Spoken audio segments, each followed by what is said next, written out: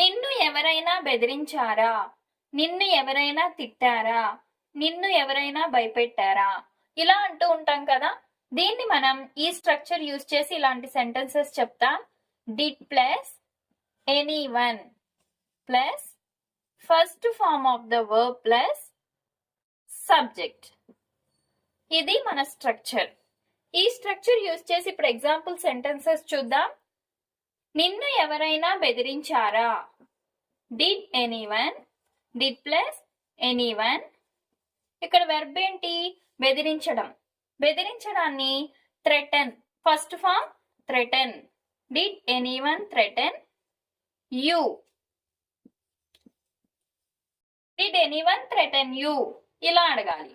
నిన్ను ఎవరైనా తిట్టారా? Did anyone. తిట్టడాన్ని స్కోల్డింగ్ అంటాం. ఇక్కడ first form of verb use చేయాలి కాబట్టి డిడ్ ఎనీవన్ స్కోల్డ్ యూ? నిన్ను ఎవరైనా కొట్టారా? Did anyone beat you? Did anyone beat you? నిన్ను ఎవరైనా భయపెట్టారా?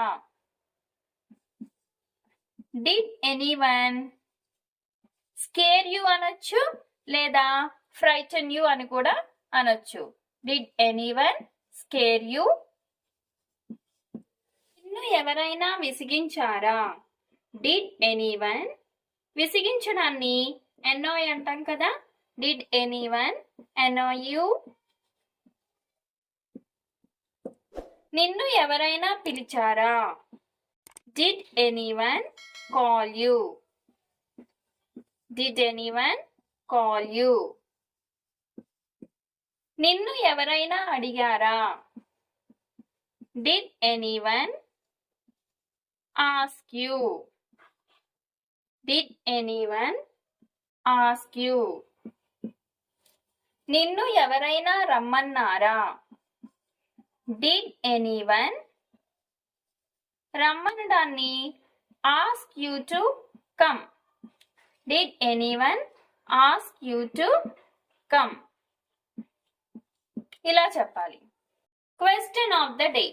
నిన్ను ఎవరైనా ఇబ్బంది పెట్టారా అనే దాన్ని ఇంగ్లీష్లో ఏమంటారో కమెంట్ సెక్షన్లో కమెంట్ చేయండి.